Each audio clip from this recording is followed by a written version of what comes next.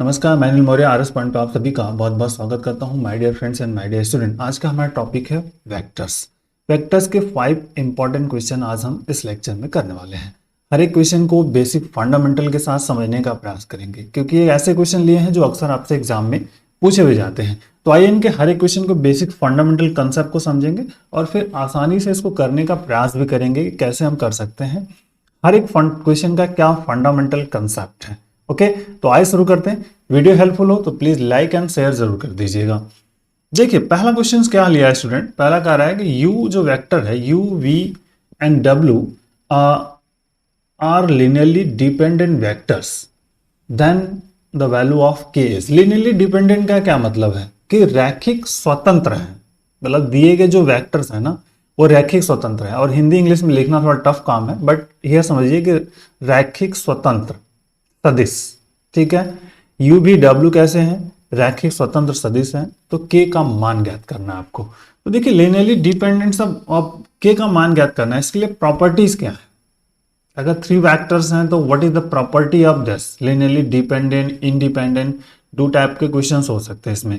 तो अगर आपके पास जनरली हम बेसिक फंडामेंटल समझे, हम फार्मूलों के साथ जाएंगे, हर एक क्वेश्चन के कंसेप्ट को समझते हुए, डायरेक्ट नहीं करेंगे। मान लीजिए a equal to A1I plus A2J plus A3K, ठीक। और vector B equal to B1I B2J B3K and vector C equal to C1I plus C2J plus C3K।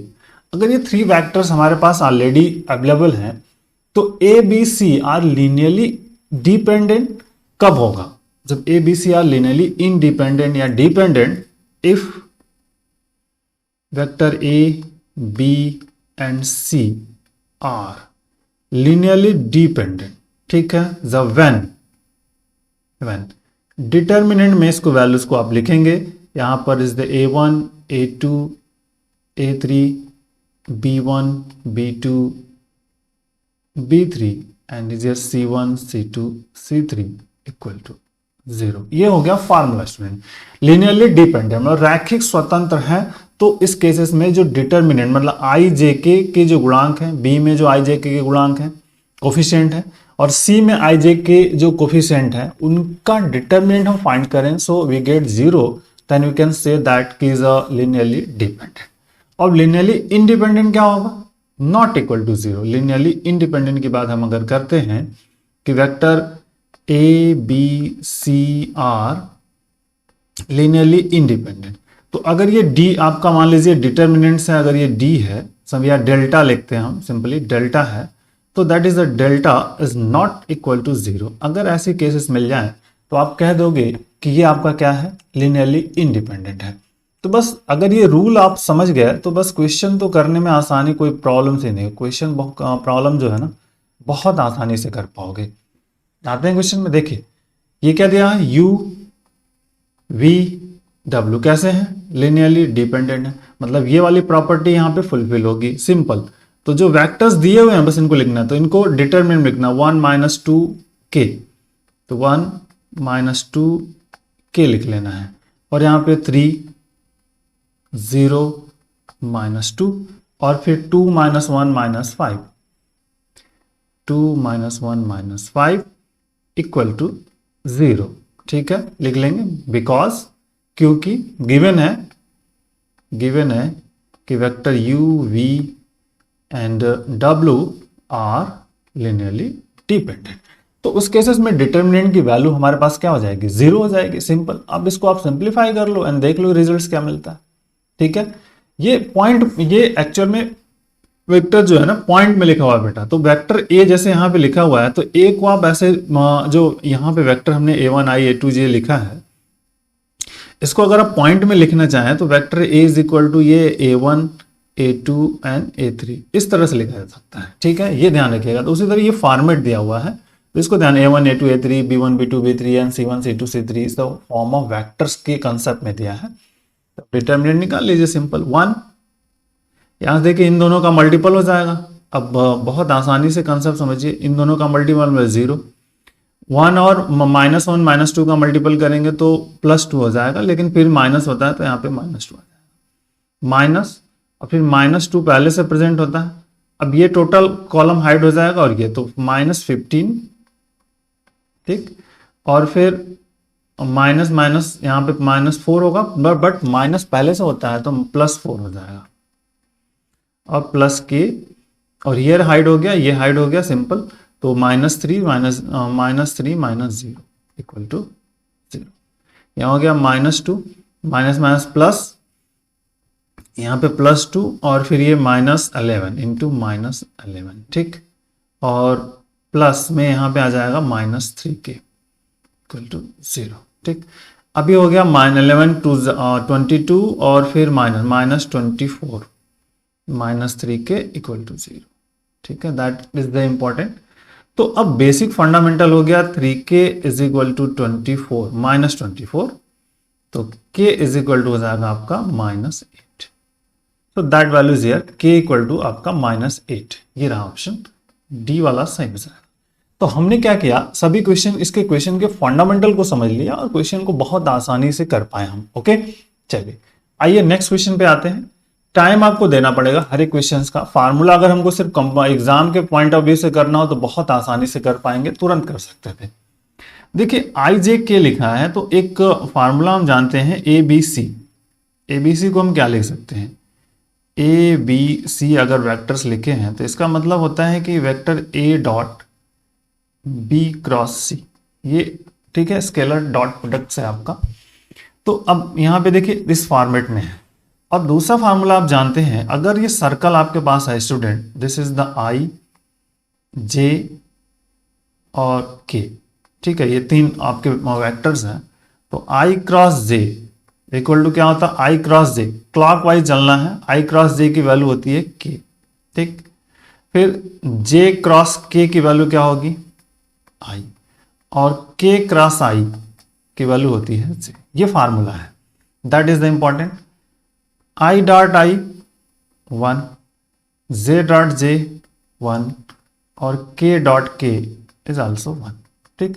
ये बेसिक फार्मूले हैं जिन फार्मूलों का यूज करके आप इस क्वेश्चन को करना है हमको। तो देखिए यहां पे क्या है, I J K, okay, plus J K I, ठीक।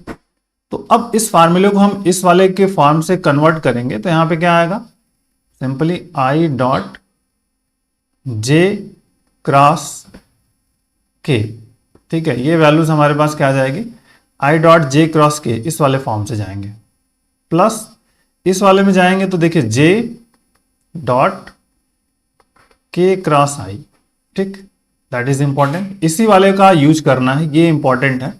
तो देखिए I dot J cross K की वैल्यू हमारे पास क्या है, I है, और K क्रॉस I की वैल्यू क्या है, J है। मतलब यहाँ पे क्या मिला, I dot I plus J dot J। तो I डॉट I की वैल्यू कितनी होती है 1, J डॉट Z की वैल्यू कितनी है 1, तो मिला करके 2। तो ऑप्शन क्या हो गया आपका, ये बी वाला सही हो गया। तो हमने कहा कि हम हर एक क्वेश्चन के फंडामेंटल को समझेंगे, बेसिक कंसेप्ट को समझेंगे और आसानी से कर पाएंगे, ठीक है। आइए क्वेश्चन नंबर 3 पे बात करते हैं। नंबर 3 को देखते हैं। देखिए क्वेश्चन नंबर 3 में क्या कह रहा है, given 3 vectors A B C for what value of P vector A cross B will be perpendicular to vector C। मतलब मीन्स क्या कह रहा है कि अगर दो वेक्टर A क्रॉस B कह रहा है कि वेक्टर C पर लंबवत क्या होगा, P के किस मान के लिए A क्रॉस B जो है C पर लंबवत होगा। ये इस क्वेश्चन की मीनिंग है। मतलब ठीक है, P के किस मान के लिए सदिश A क्रॉस B, ठीक, सदिश C पर लंबवत होगा। ये हमारे पास स्टूडेंट कंसेप्ट है। तो अब आप बेसिक फंडामेंटल ये जानते हो कि अगर दो वेक्टर्स लंबवत होते हैं, परपेंडिकुलर होते हैं, तो उनके बिटवीन रिलेशन क्या होता है।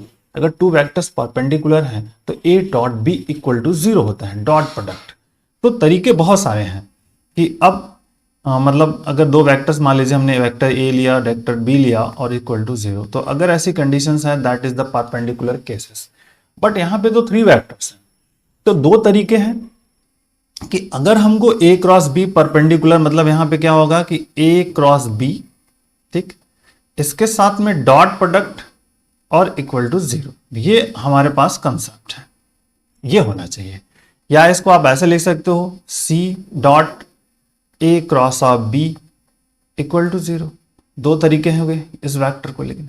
बट अब इसमें वैल्यू को फाइंड कैसे करें? एक तो तरीका ये कि आप A क्रॉस B को फाइंड करो, फिर आगे का प्रोसीजर फाइंड करो, A क्रॉस B फाइंड करिए, फिर उसके साथ डॉट प्रोडक्ट निकालिए। लेकिन क्या कोई डायरेक्ट तरीका भी है जिसको कि हम यहाँ पे सिंप्लीफाई कर सकते हैं? बेसिक फंडामेंटल है, डायरेक्ट हमको करना है। देखिए डायरेक्ट के लिए हमें सिंपली जो बेसिक फंडामेंटल हमने समझा ये डॉट प्रोडक्ट वाला, कि डॉट प्रोडक्ट अगर हमने कहा कि फार्मूला इस तरह से वर्कआउट है तो A क्रॉस डॉट C इसकी वैल्यू होती है, अगर मैं ऐसे लिखूं A डॉट सिंपल जो C डॉट है और A क्रॉस ऑफ B, इसकी वैल्यू अगर हम डिटरमिनेंट फॉर्म में लिखना चाहें स्टूडेंट तो इस तरह से लिखेंगे। यहाँ पे C1 C2 C3 और यहाँ पर आपका A1 A2 A3 और B1 B2 B3।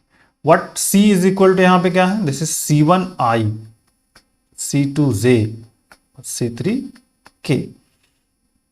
A equal to क्या है आपका A1I A2J and now A3K। और B इक्वल टू क्या आपके पास है B1I B2J और फिर B3K। मतलब IJ के जो गुणांक हैं, कोफिशिएंट है, इनका जो मतलब इनको डिटरमिनेंट फॉर्म में राइट अप कर दें और इसकी वैल्यू हमारे पास क्या होगी 0। ये ध्यान रखना आपको, that is the basic fundamental. तो बहुत इंपॉर्टेंट है इस फंडामेंटल को समझना। अब अगर ये फंडामेंटल हम समझ पा रहे हैं तो बहुत आसानी से कर पाएंगे। तो अब यहां पर A B C हमारे पास है, तो इनको ही हमको क्या करना है, जनरली वैल्यूज में डिटरमिनेंट फॉर्म में लिखना है और यहां पे पुट कर देना है सिंपली, और वैल्यूज को फाइंड कर लेना है। तो देखिए अब यहां पे इसको हम डिटरमिनेंट फॉर्म में कैसे राइट अप करते हैं इसको देखते हैं, बहुत फंडामेंटल है। तो देखिए डिटरमिनेंट फॉर्म में लिखना है तो हमने C पहले लिखा हुआ है, तो इस तरह से लिखेंगे C मतलब P3 और यहां पर क्या हो जाएगा आपका -1, तो P3 -1। A की वैल्यू हो जाएगी 1 1, यहां से -2 और इसमें 2 -1 1, 2 -1 and 1 and equal to 0। That value is clear. अब बेसिक फंडामेंटल हमारे पास क्या होगा इसको समझते हैं। तो P देखिए 1 माइनस माइनस, तो यहां पे 1 -2 आ जाएगा सिंपल, और फिर देखिए -3 ब्रैकेट में ये हाइड हुआ टोटल्स, ठीक है, ये वाला और ये वाला है, तो क्या 1 और फिर 1 प्लस कितना मिल जाएगा, बेसिक फंडामेंटल समझिए, ये इसका 1 का गुणा हुआ 1, 2 -2 बट माइनस पहले से है तो प्लस हो जाएगा, तो 1 + 4 हो जाएगा, ठीक, और -1 ये टोटल हाइड हुआ, ये हाइड हुआ 1 -1 और यहां से फिर से इसको गुणा करेंगे तो -2 इक्वल टू 0। तो यहां देखिए -p मिल गया, यहां से 1 + 4 कितना 5 मिल गया, 5 3 15 -15 और -+3 यहां पे मिल जाएगा। तो अब देखिए यहां पे -p -12 equal to 0 imply that p equal to निकालेंगे तो -12 फाइंड आउट हो जाएगा, ठीक है, p इक्वल टू कितना फाइंड आउट होगा -12। तो ऑप्शन में हमारे पास -12 है, यहाँ पे है, this is the value of -12। बस बेसिक फंडामेंटल हो गया। आइए नेक्स्ट क्वेश्चन करते हैं। कहते हैं volume of parallelepiped whose edge are ABC given है। कह रहा है वॉल्यूम ऑफ पैरेलल पाइपेट हमको फाइंड करना है, ठीक है, घना आप एक तरह से कह सकते हो, इस तरह का ये फॉर्म रहेगा, इस तरह से ऐसे बनता है।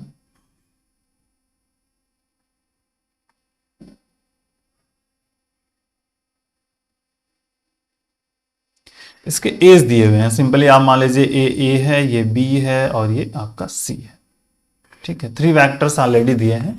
तो कह रहा है कि इसका वॉल्यूम आपको फाइंड करना है, ठीक है, पैरेलल पाइपेट जो है ना आयतन फाइंड करना है। वॉल्यूम का मतलब क्या फाइंड करना है आपको, आयतन फाइंड करना है। तो अगर 3 वेक्टर्स में है तो इनका आयतन जो होता है A B C इस तरह से लिखा जाता है, वॉल्यूम इज इक्वल टू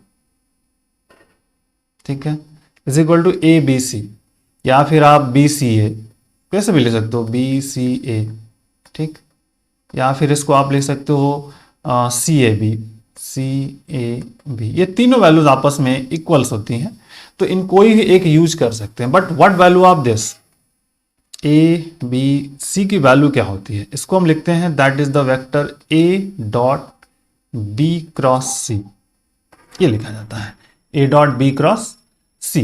अब a dot b cross c means क्या हुआ, इस तरह से that is a one a two a three, b one b two b three, and now c one C to c three.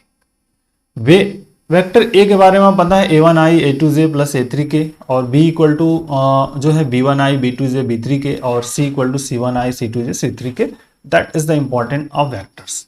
अब देखिए basic fundamental इस question पे आते हैं, जो हमारे पास आई, अब इसमें देखिए के का कोफिशिएंट नहीं है, जो ए वाला है ना के का कोफिशिएंट नहीं है, तो इसमें क्या करेंगे 2 -3 और के के जगह पे क्या रखेंगे 0, सिंपल। इस वाले में देखिए 1 1 -1, तो दिस इज 1 1 -1। इस वाले में देखिए जे का कोफिशिएंट नहीं है, सी वाले में क्या है, इसमें जे का कोफिशिएंट नहीं है, तो जे के रिप्लेस पे 0 रखेंगे, तो मतलब 3 यहाँ 0 और यहाँ पे -1। अब इसकी वैल्यू को फाइंड कर लीजिए, जो आंसर आ जाएगा वही आपका इस क्वेश्चन का आंसर है, बेसिक फंडामेंटल। तो 2 यहां से इसका गुणा मल्टीपल कर लिए तो -1, और फिर ये -0 हो जाएगा, माइनस माइनस प्लस 3 हो गया, ये टोटल हाइट, ये हाइट हो गया -1 और फिर +3 और +0 समथिंग, कुछ भी आ जाए, अब कोई प्रॉब्लम नहीं है, 0 -3।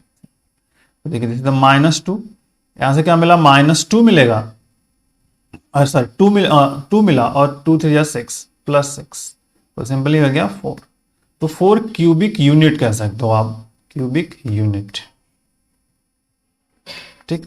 तो 4 क्यूबिक यूनिट मतलब 4 हमारे पास देख लीजिए कहां पे है, that is option C is the correct volume find out. अब फिफ्थ क्वेश्चन पे हम बात करें स्टूडेंट, अगर फिफ्थ वाला जो क्वेश्चन बात करते हैं, तो देखिए कह रहा है कि एरिया पैरेललोग्राम हमको फाइंड करना है। क्या फाइंड करना है, area parallelogram determined by the vectors given है।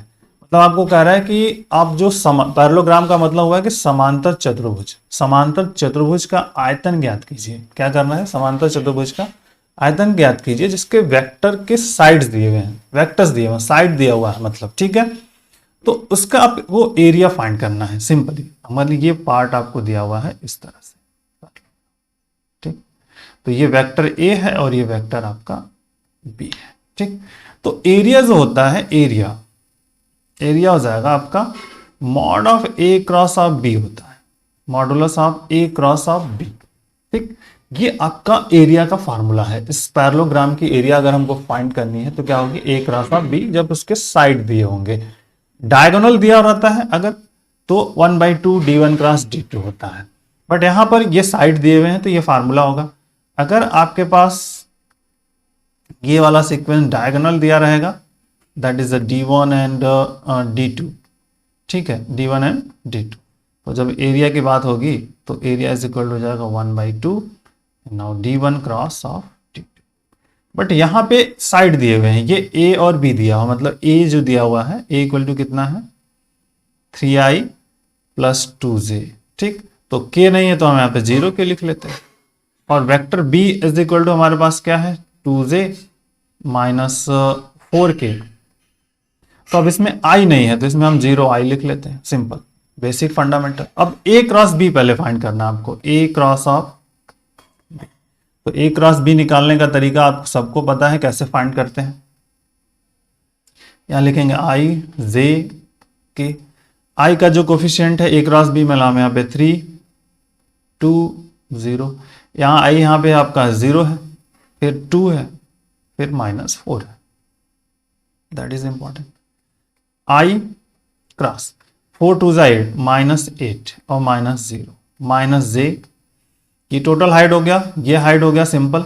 तो कितना मिलेगा आपको समझ लीजिए -12 -0 और प्लस के जो फाइंड किया, तो ये टोटल हाइट है, और यहाँ पे 6 +6 और फिर -0, सिंपल।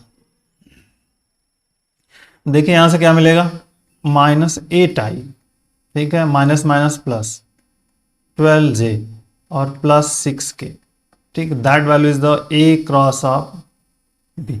ठीक, अब ए क्रॉस बी फाइंड हो गया, तो मॉडुलस निकालने a cross of b, square root में क्या हो जाएगा, जो आई जे के कोफिशिएंट है उनका वर्ग स्क्वायर करके हम जोड़ देते हैं। 8 का वर्ग 64 प्लस 12 का वर्ग 144 प्लस 36, ऐड कर लेते हैं आप, देखिए तो 64, 4 4 8, 6 14, 4 कैरी 1, 6 4 10, 3 13, 1 14, और फिर 1 1 2, 244 का फैक्टर करना पड़ेगा हमको, तो 244 है, ये 4 से डिवाइड होगा, पहले 4 से कर लेते हैं, 4 6 और फिर यहाँ पे 1, तो 4 इंटू 61 अंडर रूट्स, तो 4 का स्क्वायर रूट हो गया 2 और अंडर रूट 61। ठीक है, ए क्रॉस बी का मॉड हो गया, मतलब एरिया जो हमको फाइंड हो गया student 2 under root 61 find out हो गया, स्क्वायर यूनिट। तो स्क्वायर यूनिट आप चेक कर लो कौन सी एरिया हमारे पास यहाँ पे फाइंड आउट हो जा रही है, तो स्क्वायर रूट, ये आपका सी वाला ऑप्शन सही होगा। तो दैट इज द इंपॉर्टेंट है कि इस तरह से एमसीक्यू के टाइप हम करते हैं, क्योंकि हम यहाँ पे जब अब इसको इंडिकेट कर रहे हैं तो समय लग रहा है, बट जब हम अगर आपको एग्जाम में करना है तो बहुत तेजी से कर पाएंगे, विद इन 5-10 मिनट्स, 5 मिनट्स भी नहीं लगेगा, हर अगर प्रैक्टिस है बहुत तेजी से 5 मिनट्स में भी आप इस क्वेश्चन को कर पाओगे। ओके, चलिए, बेसिक फंडामेंटल है, सबको लेकर के प्रैक्टिस भी करेंगे, but 1 by 1। Okay, so take care, thank you, bye bye, जय।